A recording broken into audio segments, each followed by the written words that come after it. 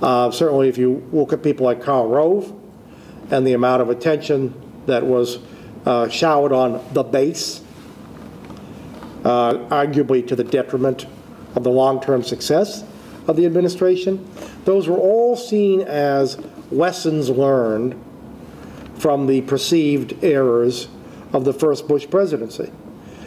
Ronald Reagan, the first George Bush, I think was seen by many as a hybrid, a man as much of Kenny Bunkport as of Texas, someone who was equally comfortable in the old Eastern establishment as he was with Midland, Texas oil men.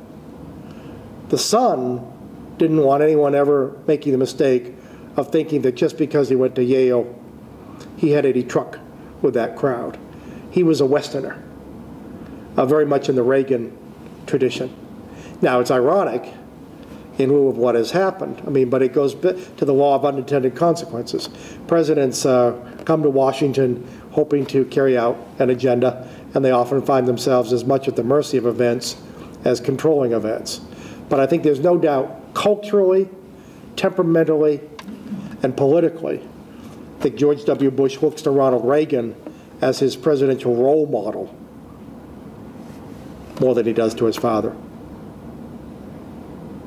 Yeah? Politics makes strange bedfellows, we're told. Bedfellows make strange politics. But enough of the 2008 election. The friendship between Jefferson and Adams grew after they both... It did, you know, and it's a wonderful chapter in the story. They had been great friends, remember. And in fact, Abigail had raised Jefferson's younger daughter, you know, in England. And they were very, very close. And then, of course, politics drove them apart.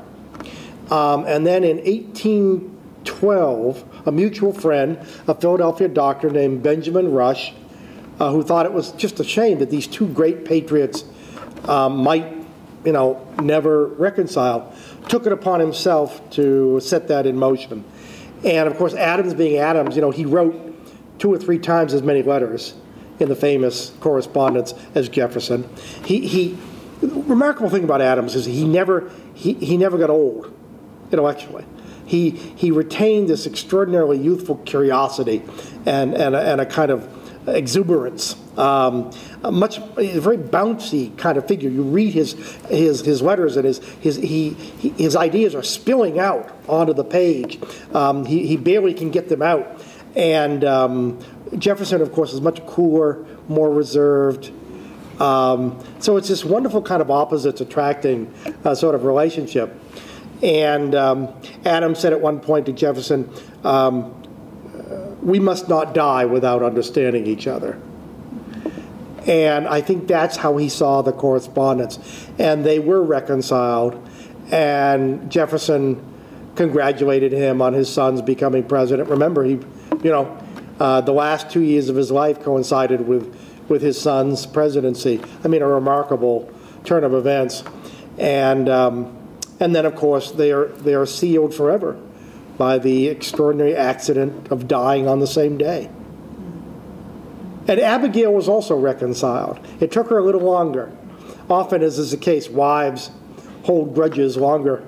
Political wives, you know, hold grudges longer than their husbands. Their husbands don't have the luxury, you know. They have to be pragmatic and make deals and pretend at least not to hold a grudge. So their wives have the luxury of being honest.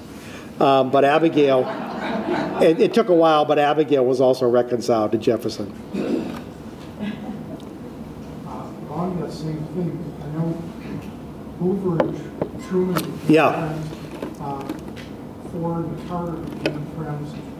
The friendship between Bush 41 and Clinton, yeah, is that genuine? I think it is genuine. I mean, I think it's a testament to both men, in some ways, particularly to Bush 41, because, you know, it's a friendship being constantly tested by, understandable, the criticisms that, you know, both Clintons are making of his son.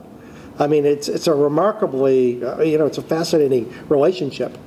But you're right. I mean, the Adams-Jefferson friendship was the first in a series. And later this week we'll be talking about Hoover and Truman, which is a, very little known and quite moving, actually, story. And then, of course, President Ford and Jimmy Carter became very good friends. I think one of the things that brought them together was Ronald Reagan. You can interpret that as you will. One more? Anyone? Yeah. Would you say something about John Adams' diplomatic service during the Revolution? Well, it was invaluable.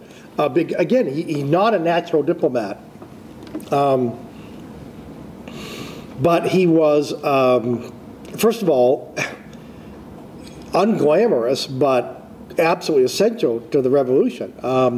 He was sent to Europe to basically beg, borrow, cajole loans in the Netherlands with which to finance the war, and also to try to help facilitate a formal alliance and to build on Franklin's work in Paris. He never felt at home in France. His Puritan conscience was shocked by the way the women dressed or didn't dress, as he describes it. And he was simply too blunt. You can't imagine John Adams fitting into a Parisian salon. I mean, it was just not his milieu. But he succeeded with the Dutch.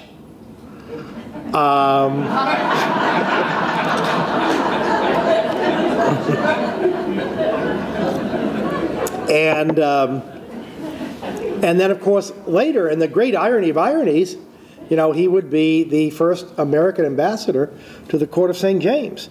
And there's this remarkable scene where, he is introduced to King George III, which must have been, difficult for both men. And each of them carried it off like a pro. It's a very sort of heartwarming sequel to the war. Anyway, thank you very much. We'll hopefully see you this afternoon.